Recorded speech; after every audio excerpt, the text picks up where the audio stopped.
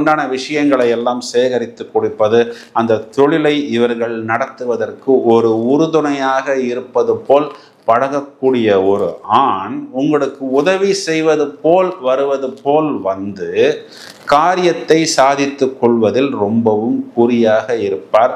கொஞ்சம் லேசா கொஞ்சம் மனசு சஞ்சலப்பட்டால் நீங்கள் உங்களுடைய ஒரு ஃப்ரெண்ட்ஷிப் மூலமாக ஒரு நெகட்டிவான எக்ஸ்பீரியன்ஸை சந்திக்க நேரும் சொல்வது தான் நிதர்சனமான உண்மை.